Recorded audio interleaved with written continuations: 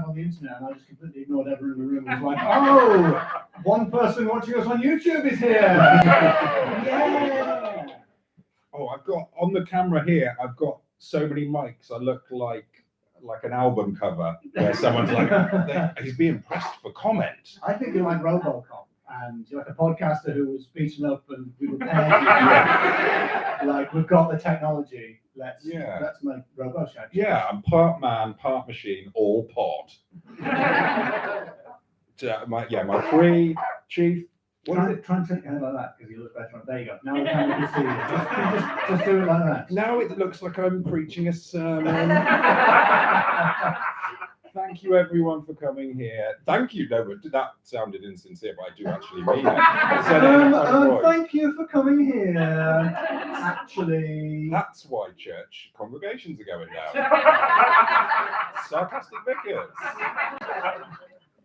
Speaking of sarcastic vicars, there are some sarcastic vicars in my story today, by the way. Some very unhelpful vicarage. What an incredible link. I don't think people believe that Shake Shaft is this good at links. But you saw it happen there. Like, it's not written. He can just do it. It's not written down here. There's nothing. All we can see is my face looking like, I think the webcam thinks my face is a window. So I'm blown out in order that we can see the detail of the brickwork behind me. But it is, because windows also don't have eyebrows. So, this is what live show. We always forget to check. Does anybody have any idea what's going on? Who here has heard the podcast Loremen before? Has anyone not?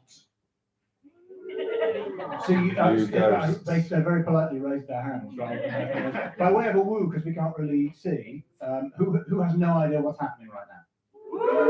That's actually a substantial portion of the audience. We better let them know. Well, Loremen is a podcast about local legends and obscure curiosities from days of yore. Days of yore. Featuring me, Alistair Beckett King. And me, James Shakeshaft. And me, James Shakeshaft. And my James Shakeshaft. James Shakeshaft. Oh, that was bad. I hit the backup mic there. Thought it was a pint of water, though, so I'm doing better. Hi, I've got a story. I'm just giving myself edit points for life at the moment. Like this, James. Remember the steps. There we go. It looks natural on camera.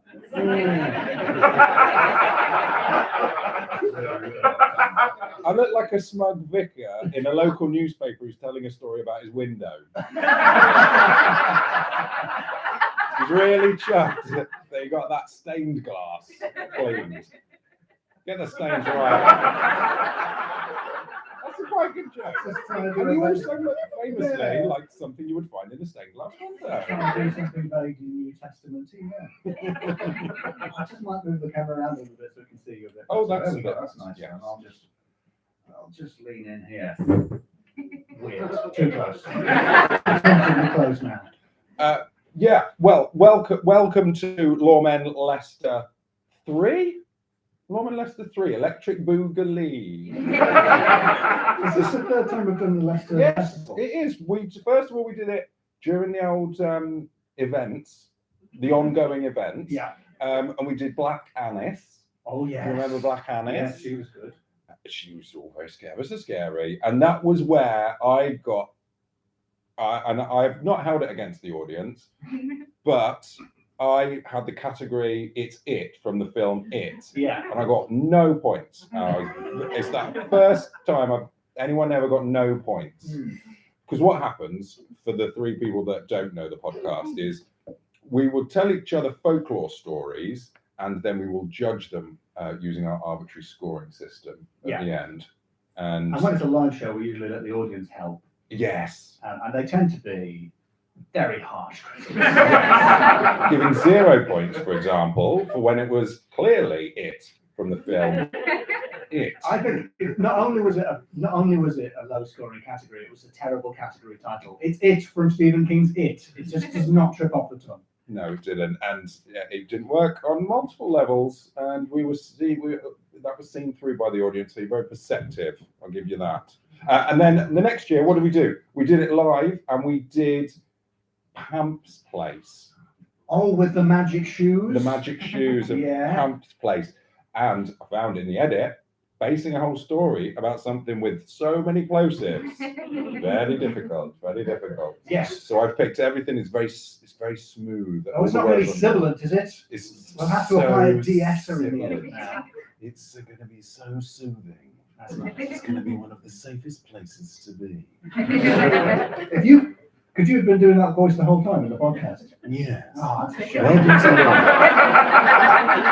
podcast about local legends and obscure curiosities. It's kind of a little bit David Bowie / Harry H. Corbett. It goes into Tramadol Bowie. One of the most nonsense innovations.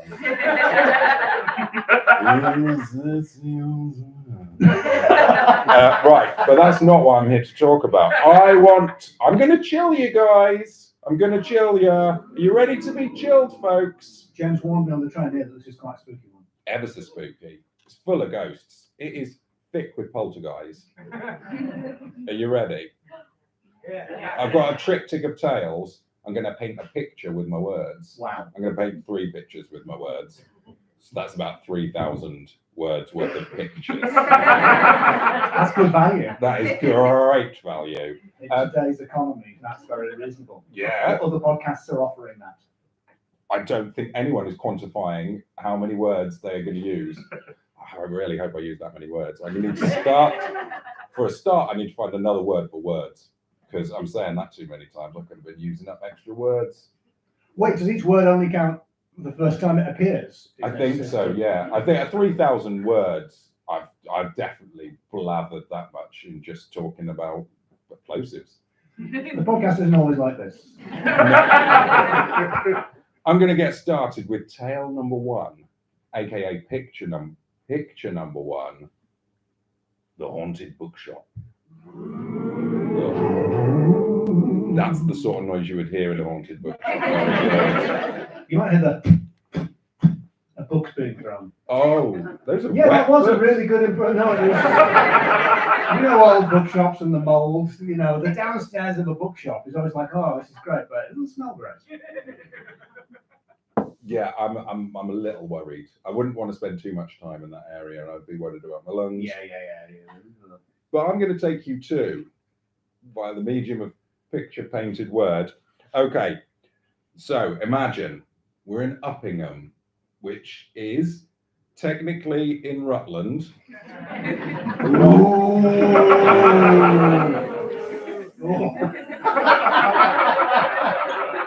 As usual, the anti-Rutland brigade is out in force. Yeah, they brought their snakes. I took this in good faith, from Leicestershire Ghosts and Legends by David Bell. This has got the 3rd type of cover you're allowed for a folklore book, which is a cartoon of a rich man who's about to have something bad happen. But so this came out in 1992, and at that time, Rutland did not exist. It was like, I don't know if it was like that isle off the Scilly Isles that only exists at some times, or that town in Scotland. But for a period of time, Rutland was not there. It was part of Leicester, and then it came back again. Had a massive comeback tour, dressed in black leather, had Rutland. I think it was there. I don't think it's accurate to say that for 20 years it wasn't there. Well, there was no Rutland. You said, you just zipped to the other side of Rutland when you were driving in. Yeah, you skipped it. It was like a bug in a video game. And they patched it around 2007. Right, when you get to the edge of Skyrim, and it just says, there's nothing there. This is the Turn rim. your horse around. You've reached the rim of the sky. Yeah, that was the original slogan for Skyrim. And then people went, no, we don't like it. Yeah. Something sounds. We're getting the wrong audience. You've reached the morrow of my wing. Just for the Elder Scrolls fans. Of course, course, Morrowind takes place in the Isle of Varden. Anyway, it doesn't matter. So yeah, we're in the 1960s. We're on Uppingham High Street East. And you can see Hawthorne's bookshop. It's next to the Ironmongers. Don't look for it. It's not there anymore. It's not a catchphrase, Tom. Flatfish. It's a catchphrase. And in the flat above that bookshop, it's too long to be practical. If you at least make it a call and response. Don't look for it. Thank you. Thank you, those of you who shouted some fish. That's a catchphrase. So, Alan Morrison and his wife, who is unnamed in this text, but probably had a name in real life, and their young son, 3-year-old son, Peter, they're moving out. There's a removals van there, also in the picture. They're handing their keys to a Mr. Fuller, and he looks a bit apologetic. And giving him a lift in his car is their good friend, Pete Brown. He's an analytical chemist. Whoa! And he's looking up at the flat with an expression that sort of says, good riddance. They've been haunted out of the flat. Yeah. The Morrisons, not the supermarket chain, the small family Morrisons had a series of spooky instances in that flat. One time, Alan was alone. His wife was at the Women's Institute. He was reading in bed, recovering from a nasty bout of flu. That's the sort of noise you make. His cat was next to him. The cat was also unnamed. Probably. Cat reaching wife levels of detail. And then all of a sudden, the cat stands up and stares at the corner of the room. That's something a cat would never do. Normally, that's very suspicious behaviour. And Alan notices the room has become ice cold. And he wonders, has my paraffin heater run out of paraffin? Genuinely, that's what he wondered. He wonders the word paraffin twice in the sentence. Yes. All right. And then the cat arches the back, tail goes thump, tail goes thump. Yeah, as in all the hairs stick out, it didn't explode. No, I wouldn't. Tail shoots right off, sticks into the ceiling. Yeah. No one knows why.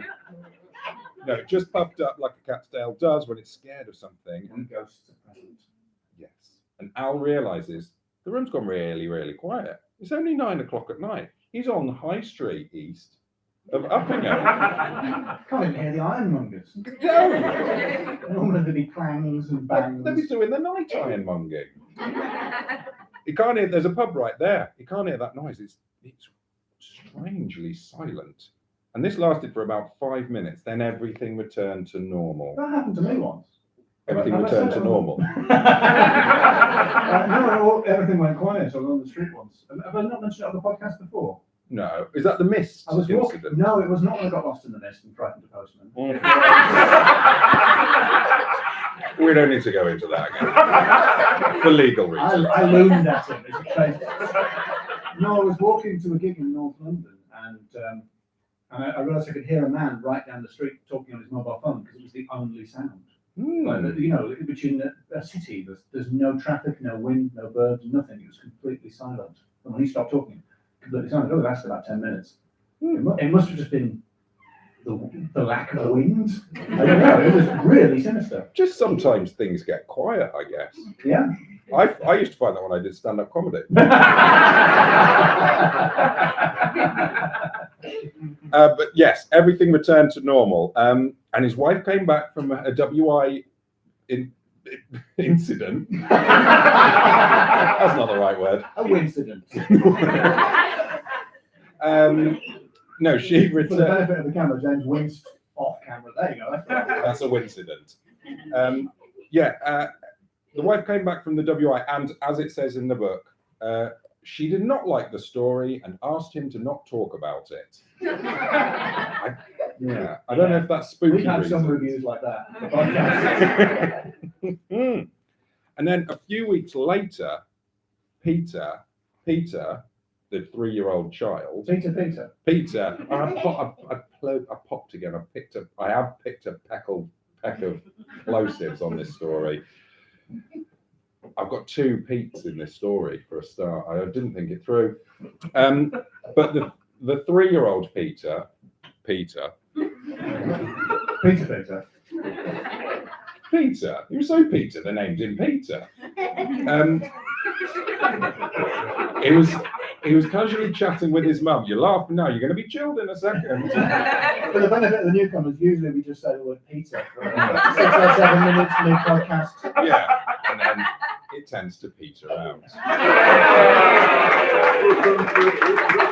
You can just do it. It's not it just comes out of me. I've just got the word Peter written every page. It's like The Shining, but Peter. Yes, but with Peters. All Peter and no Peter. That's Peter. That's what it says there. And he did actually type that out, apparently, Peter. He Did got he? Peter to do it. Wow. Stanley Kubrick got a Peter to do it. No, the 3-year-old Peter over breakfast was casually chatting to his mum, and he mentioned that the lady had been to see him again. And apparently he used to regularly see a lady in old-fashioned clothes in his room after he'd gone to bed. And shortly after that, they decided to move out. Because that's a bit much. Yeah. That is frankly too much. They asked their friend, the analytical chemist, Pete Brown, if he'd ever had any weird experiences at the flat. And he was taken aback a bit. He was taken aback. A bit. That's actually what I've written, and I hadn't read it out loud, evidently. He was taken aback a bit. He's a man of science. He's a man o' science. That's got an exclamation mark in the notes. It says he was dash, he was a man o' science. I've written, You read it like a virus. I'm a man of science. He's a man of science. But yeah, he had felt a bit of a vibe around the flat when he'd been there alone, which also, this isn't his house. Sure, he's an analytical chemist, but he's hanging around his mate's house when they're not in it. I would feel awkward, personally, if I'm ever left in a friend's house and they're not there. And it says here that he kept himself to the kitchen. Quite right. When you're alone in your friend's house, you keep yourself to the kitchen. Maybe the lounge if they've taught you how to use the remote. In a house party, I tend to stand in the kitchen. Yeah. But not alone. Oh. Sometimes. I think we may have to stop the podcast here. I'm going to have a little cry. No, he always did, except obviously when he needed the loo, and he described what he would do. Not like that. No.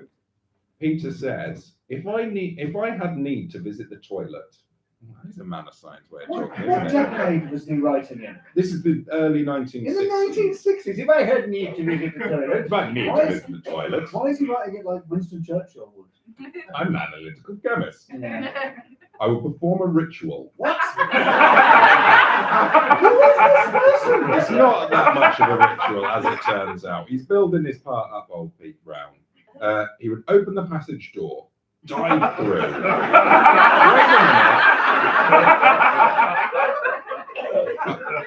Listen to the respect the ritual. Like a penguin. Open the passage door, Slide along the landing. dive through, turn left, sprint along to the far end, dive inside the bathroom, slam door.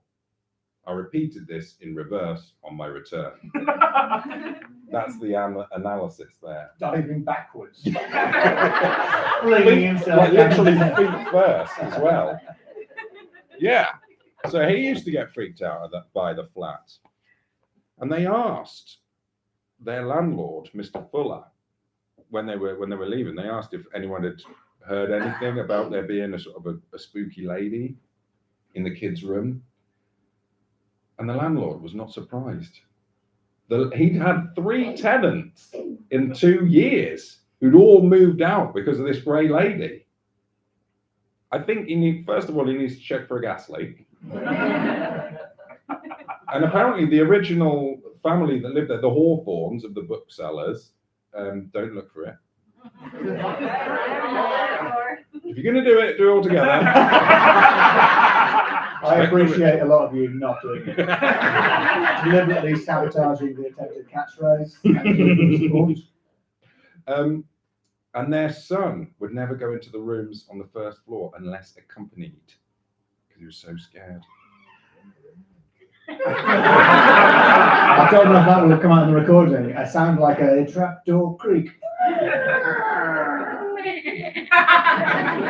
bit less like a lamb. We've got some lambs. We saw some tickets to some lambs, I saw. Thank you. After the Peter interlude, there's usually a short lamb interlude. We do animal noises. Yeah, we're big in the sheep communities. They tend to move as one. So once you get one, you get a lot of them. The second, that's the first tale, the haunted bookshop. Pretty good audience. You may as well give James a round of applause for that. Give them time to have a little drink of water, adds a sense of theatre to the proceedings. Now, we're coming to West Humberstone. Am I saying that right? People from Leicester. Anyone from Leicester in? Anyone from Brooklyn in? Oh! What happened during those 20 years? Humberston, West Humberston in Leicester. This tale is called The Man Who Didn't Want to Leave.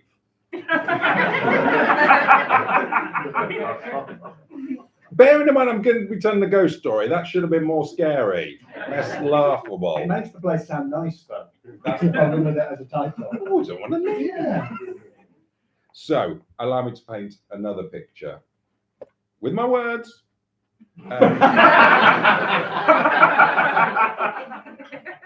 So. Or when it's the man who wouldn't leave, or is it like me in the kitchen of a party, not taking a hint? That's why it's empty. No, it's March 1988. Prince Charles had just been nearly killed in an avalanche. That actually happened. That did actually. I was looking at what happened in March '88, and apparently Prince Charles was now king, was nearly killed in an avalanche. I don't remember either.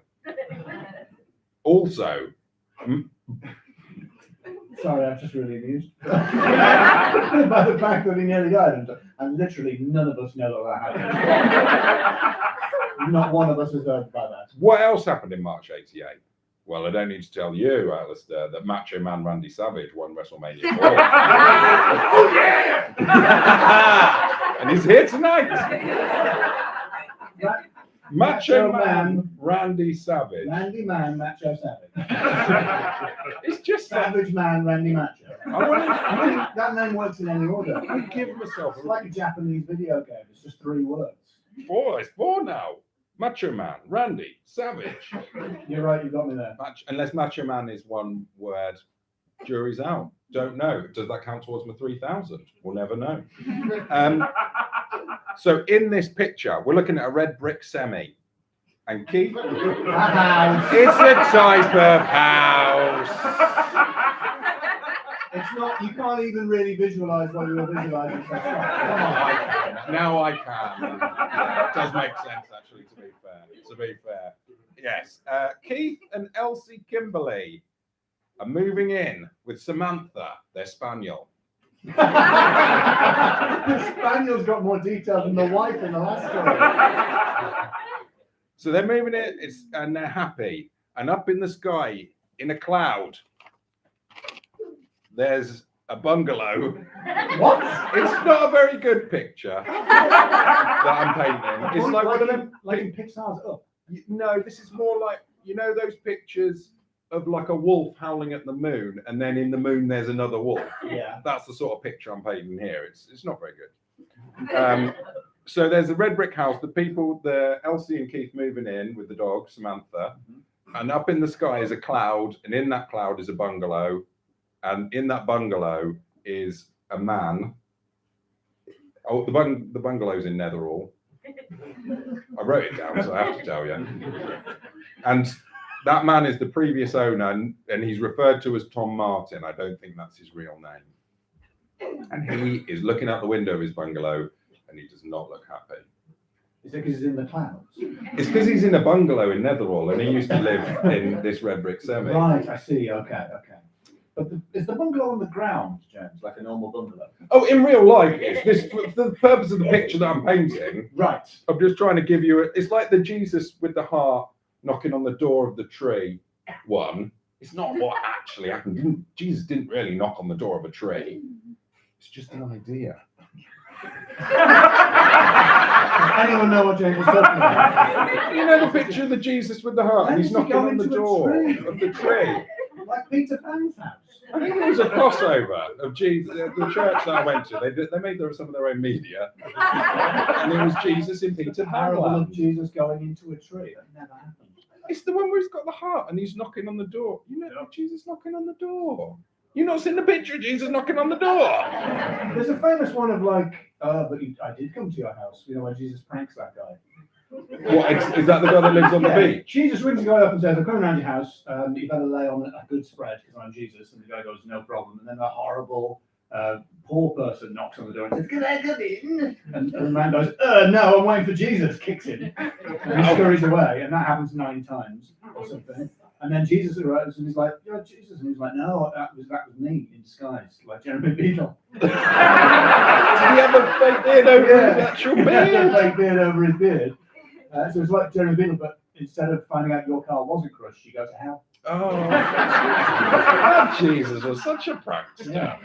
It's like Watch out, Jesus about. Have we said that before? yeah. Are we looping back Yeah. to previous episodes? There's that time when I was walking along the beach and there was just one set of footprints. It's because Jesus was sneaking up behind me. He's giving me a trick. He's stepping in your footprints. Yeah, That's really good. He walked backwards like Danny at the end of The Shining.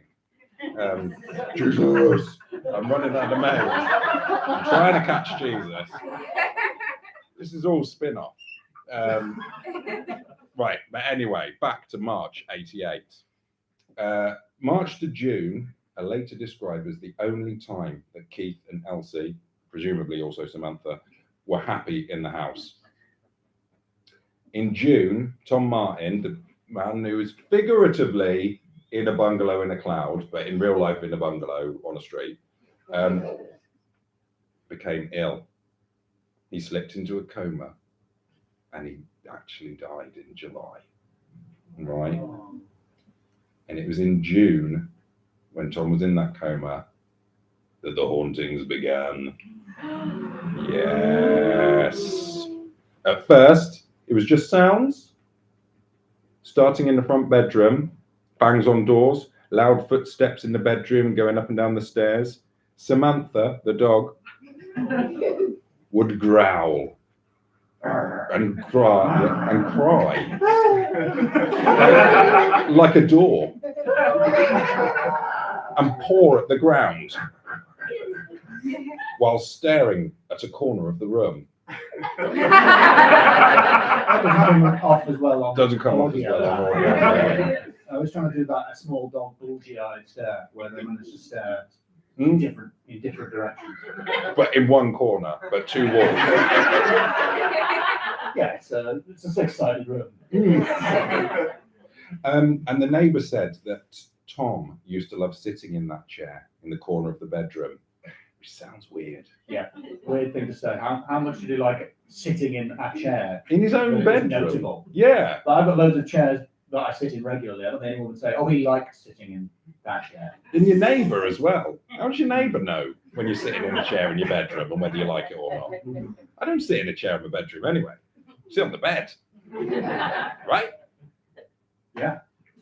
I don't even have a chair in my bedroom. I've seen pictures of this place on the internet.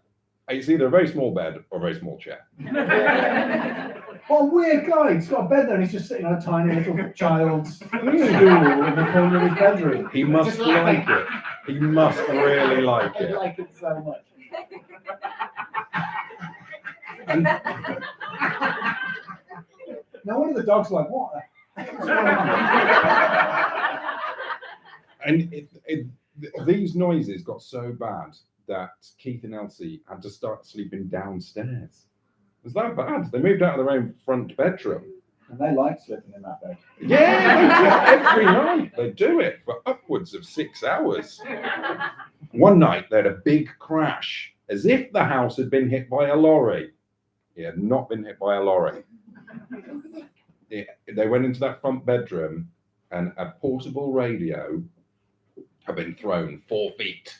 I suppose I could have just said radio. And mention what happened to it, illustrating the fact that it was portable. Yeah, it had been thrown 4 feet. Also, some empty tins have been thrown around. Sorry. Also, some portable empty tins have been thrown about. One day, the cable of the electric fire began to slap against the skirting board.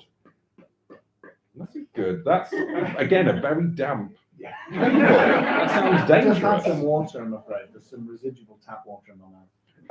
And several times Elsie would phone Keith to ask him to come home from work because she was so nervous. And then, in April '91, and I forgot to look up who won WrestleMania that year. Tall man Stevie Bean. Yeah. Yeah, I can't think of one. Bean man Stevie Tall. But Yeah, Big Man Stevie Tall. Yeah. 3 vicars got called in to try and fix this. 3 separate vicars. No, right, not as one. Not as one. Not. Like, this is a 3 vicar situation. Call 3 vicars, please. It was and also it was a series of vicars, and I think you'll find it is a series of diminishing vicar returns. What they do, right? First vicar number 1, felt a presence, said a prayer, and thought that the spirit might move away, though it seemed attached to the house, and if it didn't want to move away, it wouldn't. And the eagle-eared of you will realise, and the eagle-minded, that was the best vicar response they had. Vicar 2 knew the Martin family and confirmed the disturbances could be connected with Tom Martin. Vicar 3, yeah, that was it. Rubbish. Vicar 3 said they should hang up some crucifixes and Bible verses and that. Classic vicar. I mean, that's just. He's there to sell you crucifixes. Vicars get cut every time someone buys a crucifix. It's just basic business. Or that picture of Jesus knocking on the door. The famous one. The famous one. If anyone wants to buy any pictures of Jesus, come see me after the. I'm sure it was. I think it was a tree. A tree. And he's like holding his thing and he's got the Jesus. Yeah, his heart. heart's in loads of pictures. You can't keep drawing our attention to that. It's the door in a tree thing that we're not I clicking. think maybe it was just a wooden door. Sometimes I get Almost all confused. doors are made of wood. Especially in Jesus times, right? Yeah. No. And one thing that they pointed out was that there are weeds on the door that shows that it's not been opened because they've not let anyone into their heart. Because I think the tree door thing is a heart of a human. I think this was a fever dream that happened at Bible camp. Anyway, so that's all the third vicar. The third vicar just suggests a redecoration. Unsurprisingly, Just opens his jacket with loads of crucifixes. another one just stencils of Bible verses. They can do it out yourself. There you go. Jesus wept. Who gets Jesus wept? No, Jesus wept. If you're paying by the letter, it's the cheapest Bible verse. Famously, they said at that Bible school I went to. Discount Bible school. It was in a tree. Yeah, things got worse. There were noises all over the house and the next door house that was empty. How do Yeah. people know that there were noises there then? Because you could hear them through the walls. Oh, okay, right. The paper boy heard slapping on the door when he knew that no one was there. That is uncanny, isn't it? Yeah, like just really wet slapping. Is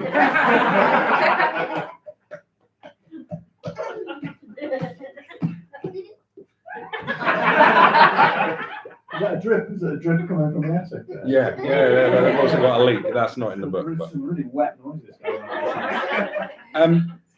I hurt my face. I carried away.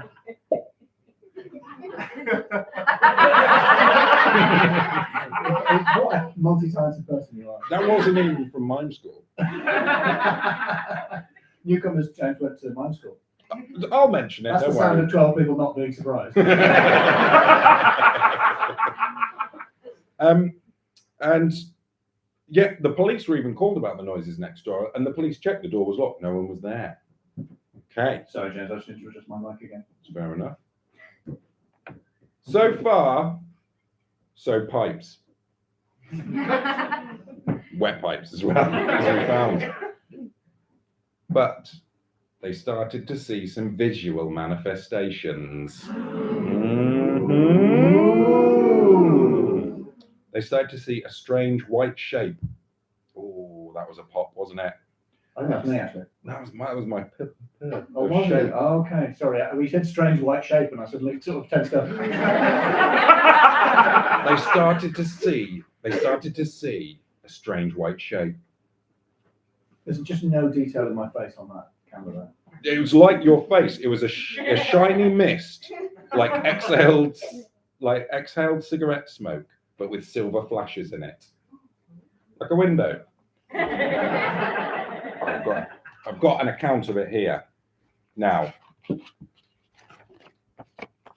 we've all heard of exorcisms. We've all heard of the film The Exorcist. Mm-hmm. No one tried this. Keith's first reaction to the ghost is to shout at it. And even to throw his book or newspaper at it. Elsie is not happy with this and says it makes the mist rush about as if agitated. She thinks they should speak calmly to it, but Keith admits he finds this difficult. So try that with your ghost. Just shout at it and throw books at it. Fight fire with fire. If you've got a poltergeist, this is what you do. And then other times it would appear as a circle of a light that moved around the room. And they've taken pictures and shown them to David Bell, the author. He's actually seen them. Can't find them anywhere online. There's also a black shape. Oh, I went all wet in my mouth. Sounds weird. Do you want me to read this bit? I'll read it in your voice, just to, so the listeners won't know. A black shape. That's too wet. And I'll try and make it just a little bit more. Whoa. That's far too wet. This is a little bit too wet. Oh, dear. They see a I don't know black. how you do it. Talking about that all the time. I know. I have to have a little. That's why I got the beard. It's just to sort of mop it up. A black shape that did it again. A black shape that begins as a small sphere hovering over the carpet, and then it starts to rush about and changes shape, sometimes looking like a man. And there are more manifests. More manifests. So, felt like someone walking on the bed shaking. Elsie had her hair pulled. Oh. Samantha, the dog, It's just not a good name for a dog, Samantha. It sounds like a human person. Samantha Kimberly, the dog, the spaniel, she would react like she'd been smacked or had her full fur pulled. Sorry, James, can I draw attention to the note you've made there? Yeah, I've written human face on it. I knew. As soon as I mentioned the dog getting its fur pulled, that would get an R. Even though Elsie's had her hair pulled, which is very much the human form of fur. We've had a guy so upset he's shouted at mist. The dog fur pulled brackets human face on it. Yeah. That rear, You know what she would have said? Leave me alone. Yeah, she would have shouted it and I missed and thrown a doggy newspaper at it. And then chased it because they also like to do that. There was a smell like pipe tobacco mixed with urine. Oh. Yeah. It became a daily event, and they'd move around to their mate's house and stuff like that. People wouldn't like to come visit them in their own house. It was too spooky. This is the smelly wee house. Yeah. Where they pull your hair, yeah. Yeah. And as of 1992, the publication of this book, they had not sold their house. They feel it would be wrong to saddle another family with the problem. I looked it up on Zoopla. It doesn't go back that far. Annoyingly, I can't find it. I was really trying to find out. They sold it in '93, but they could still be living there to this day. There is one house on the listings that has gone for suspiciously cheaper than all the other houses over recent times. And the estate agent's like, there's that corner there, you can put a chair in that. Yeah. That looks nice. Don't bring your dogs round, they'll get human faces put on them. Right, my final tale / picture. Right, this picture. It's nighttime. Are you doing mine now? That's the mine for nighttime. There's a Georgian building built in 1805. You can probably tell that because it's got one of them bricks in it that says 1805. Mm-hmm. And it's lit up by a car's headlights on full beam. And who's driving that car? It's Pete Brown, the analytical chemist from earlier. Remember? There's an attic room, and there's a window, and within that window is a sort of glow. You can sort of tell there's a bit of a glow going on, and you can see through the lounge window, and through there's the Morrison family, Alan, Pete, and the wife. Possibly a cat. This is a few years later. They're smiling and they're laughing in there. They're having a great time. Oh, yeah. We can't hear them, so it's sinister. No, they just look happy. They do look happy. Right. They do look happy. I can't stress that enough. Yeah, we're at the Morrisons' new home. We're finishing off that story that we started earlier, where they moved out because of the Grey Lady ghost, and now they've moved into this house.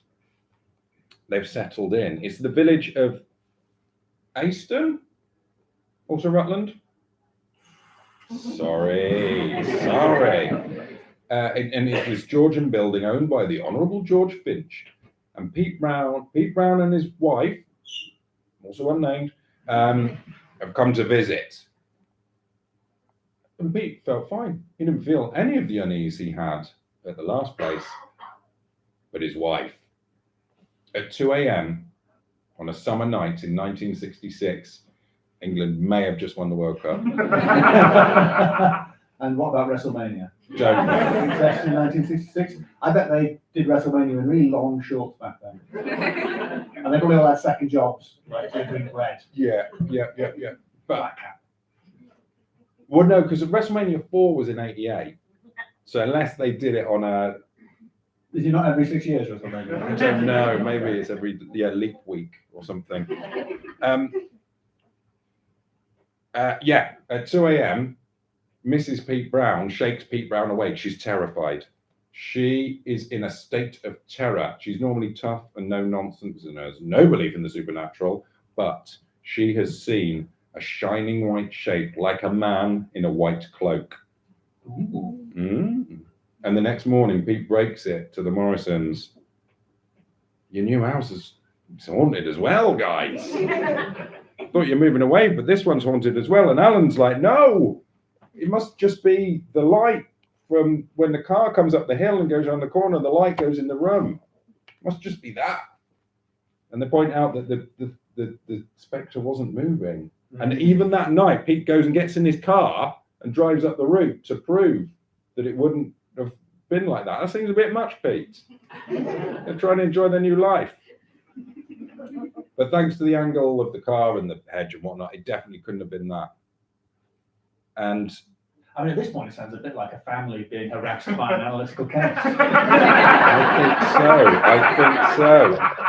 However, that's probably what Alan thought. And he thought, I think I made a mistake making Pete Brown my best friend, leaving him alone in my house. They brought a vicar in and said, what if you just stop inviting that guy around? leaving him with my nameless wife and our son, who's also called Peter. What's going on there, Pete Brown? I'm libeling Pete Brown. It's not real. I've changed the name. I need to re-record this with a different name. Yeah. Note to self: record this with a different name. They speak to that right honourable fella who owned the hall, Mr. Finch, and he said that a previous owner had died in the servants' quarters in 1902. Yeah. He'd been taken ill just before a party and had been put in the attic.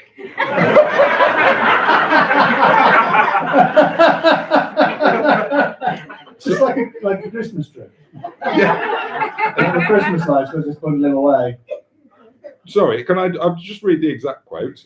He had been taken ill just before a weekend house party and had been moved to the attic bedroom for everyone's convenience. Oh, yeah.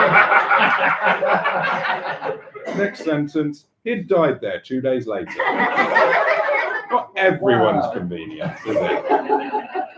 Certainly not the doctors or anyone that needed to move him out. Yeah. Now, Mr. Finch had never heard of the room being haunted and was surprised to hear about the shining man in the white cloak, because presumably the house party guy wasn't wearing a white cloak when he died. But yeah, Mrs. Brown insisted on a change of bedroom and has never seen a ghost since the incident and had never seen one before. So that's the story. That's the third painting of a picture of words. Great. Really? Well, you almost talked yourself out of around the globe. I did, yeah.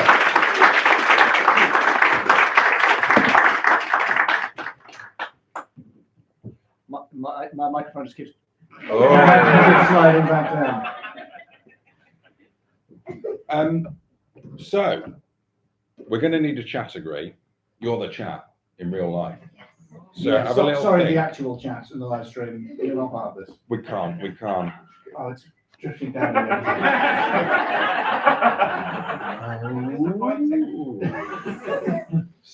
Sort of spooky, if you don't understand gravity.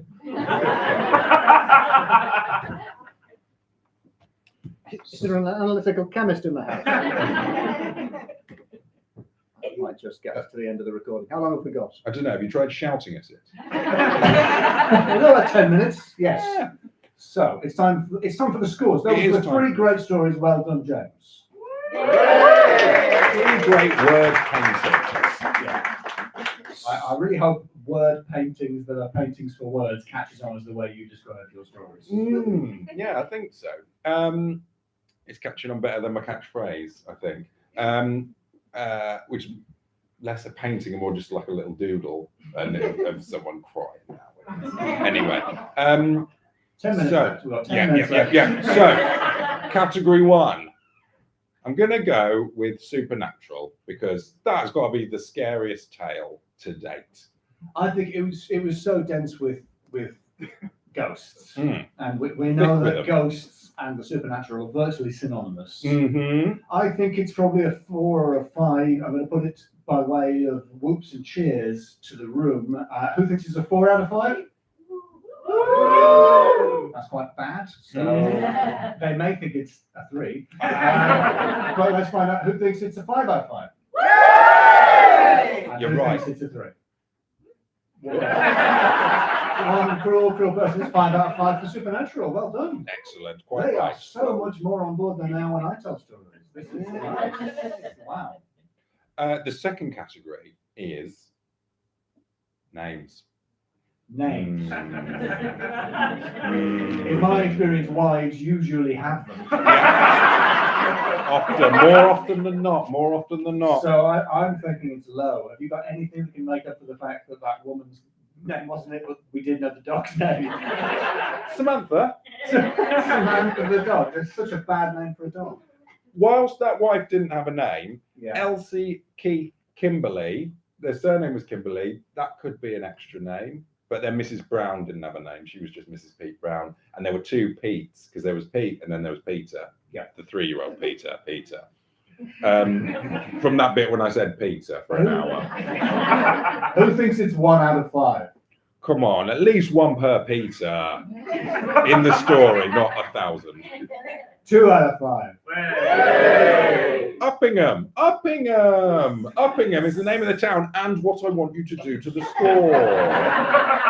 3 out of 5. 2 again? It's 2 out of 5. Unless they were sort of holding up for 5. Do we have any category suggestions? Wet noises. Windows. Don't look for it. Pardon? Don't look for it. Don't look for it. It's not there. I like wet. There were a lot of wet noises. Yeah. Should we go with wet noises? I'm happy to go with wet noises. There was Molto wet noises. What's the next category, James? Wet noises. Don't you say that like I didn't, like with confusion. I was saying that for the recording. Oh, yeah. Put I out got that bit. confused. I said it with confusion because I was confused. I think he's like, well, sorry, we're not listening. It's wet noises. Oh, no, I was teeing you up I for a thought little bit of maybe podcast magic. I thought you had a little Rutland moment where you I just stopped it. it briefly. Yeah. I think it's time for the next category, James. What, wet noises? No, go on.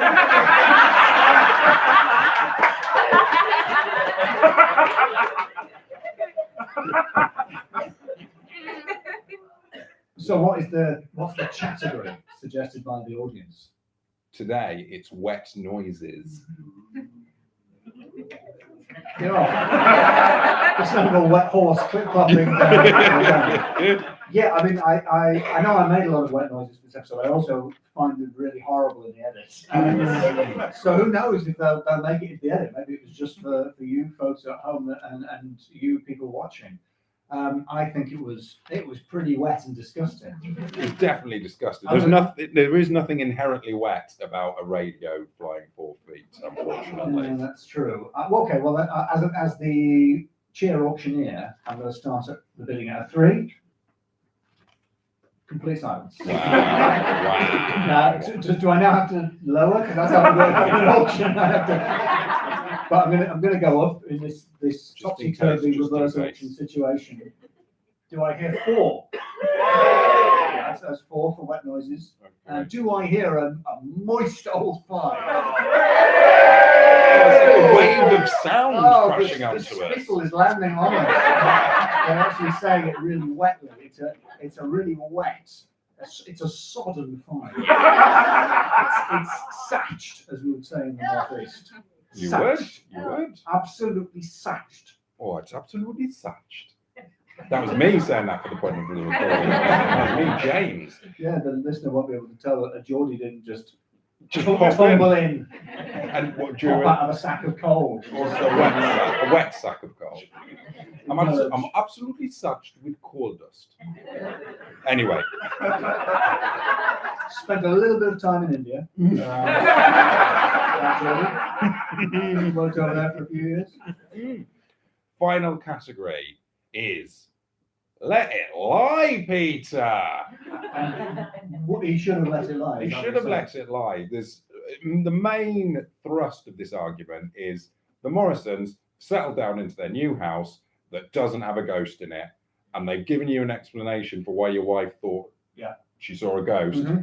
And you've waited till that night and you've got in your car and driven around to disprove that to them. Let it lie, Peter. Yeah. I know you're an analytical chemist, but turn the analysis off for 2 seconds.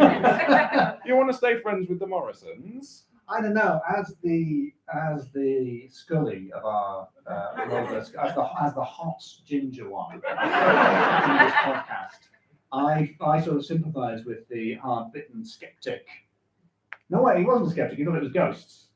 Yeah, Screw yeah. that guy. He was the one who used to dive down the corridor. And Yeah. he called, what did he call it again? What did he A ritual. His ritual of going to the toilet involved diving. No, this guy is a menace. Let it lie, Peter. Yeah, I don't even think he's really an analytical chemist.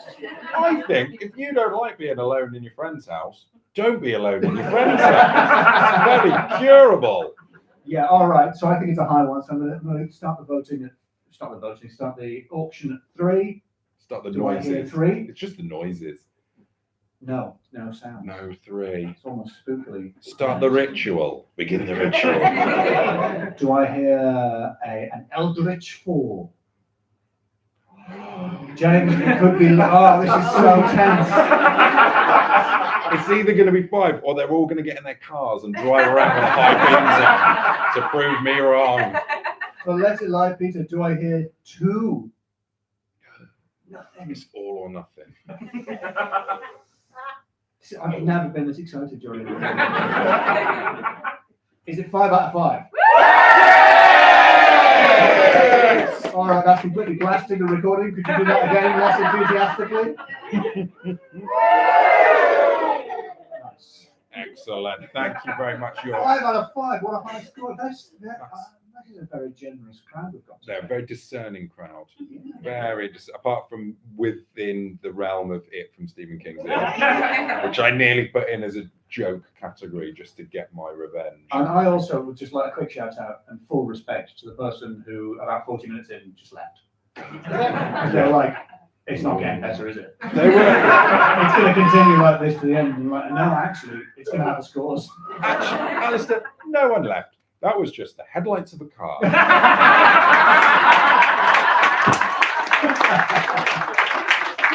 We've got 2 minutes left. Thank you so much for coming out. This has been Loremen Live. Give yourselves a round of applause.